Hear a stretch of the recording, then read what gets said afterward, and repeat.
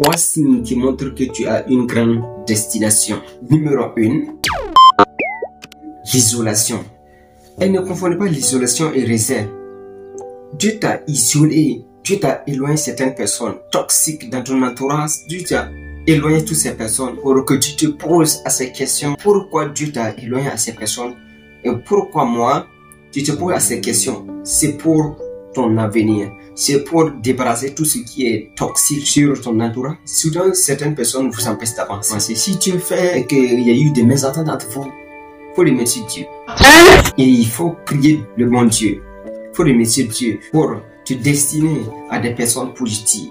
Dieu va te isoler pour te préparer. J'étais avec ceux-là. On s'entendait bien. On s'était comme ça. Pourquoi il y a eu mésentente? Dieu va te mettre en isolation pour que tu te prépares pour une meilleure vie. Tu dois te poser des questions. Il faut t'avancer. Les bonnes personnes vont te diriger vers toi. Dieu va t'enlever tout ce qui est toxique sur ton entourage. Des personnes négatives autour de toi. Ton mari t'a divorcé. Tu as daté une fille. Ils ont rejeté. Il faut mettre dans les mains de Dieu. Tu ne sais pas ce qui va t'arriver après le mariage. Tu ne sais pas pourquoi Dieu a fait que ce divorce t'est arrivé. Tu ne sais pas ce qui t'arrivera. Vas-tu préparer une bonne personne bien destinée pour toi? Dieu t'a pas hésité. Dieu t'a pas hésité. Tu vas te viser avec certaines difficultés pour que tu nettoies certaines personnes.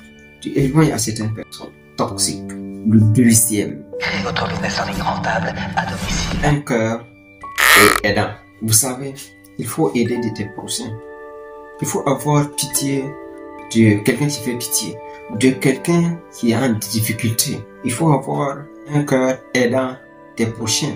Est-ce que tu invoques Dieu pour la santé d'un frère, ta famille? Il ne s'agit pas d'aider ton prochain en attendant son retour, ce qu'il va te donner.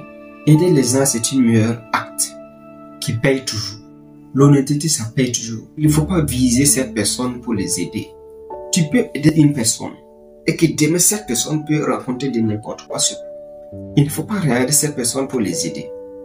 Il faut regarder la souffrance, la pitié qu'il fait, la souffrance, ses entourages.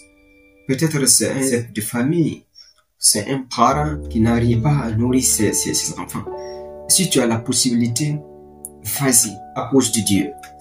Quelqu'un qui se sent pas, à cause de Dieu, il faut mettre ta main dedans. Numéro 3. Tu es beaucoup combattu. J'explique. Si tu prends ta vie en main, sur le moment que tu recevras des critiques, des menaces, des insultes, à certains boulots, à certains amis, que ça va mal tourner, tu as pris ta vie en main, ton avenir en main, tu es en train de suivre la bonne direction et que ce n'est pas à leur place, ils sont contents. Lui là, il est reçu, ça le dérange. Puis là, il rit, il cause avec toi-même. Celui qui a essuyé là, il cause avec cette personne. Mais si tu es reçu, ils ne veulent pas causer avec toi. Mais ils sont là critiqués. Ils sont capables de passer les marabouts, des féticheurs pour te faire essuyer. Les expériences que tu as, ta position actuelle qu'eux ils voient. Alors, tu dois surmonter la peur des critiques, des jugements des autres.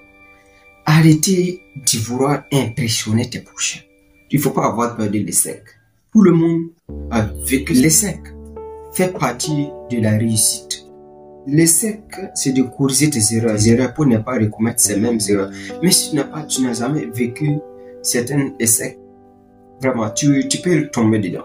Là, il y a certaines personnes qui deviennent riches. Dans quelques années, ils deviennent plus pire, pauvre. Il faut commencer petit pour viser grand. Commence petit. Là où tu es, avec le peu que tu as, tes critiques des autres, le jugement des autres. Il ne faut pas avoir peur de ça. Le paradis et l'enfer, ça appartient à Dieu. Ça n'appartient pas à des êtres humains, les anges. Non. Les prophètes, non. Le paradis et l'enfer, ça appartient à Dieu. Ne cherche pas à l'opinion de tes prochains. Le moment que Dieu a mis la lumière sur toi, ils veulent que cette lumière éteinte. Ils se tirent même ta mort. Tu as eu une voiture, un villa, tu recevras des coups, des provocations. des humains. Il a passé ici, il a fait ça pour devenir comme cela. Des imaginations irréelles.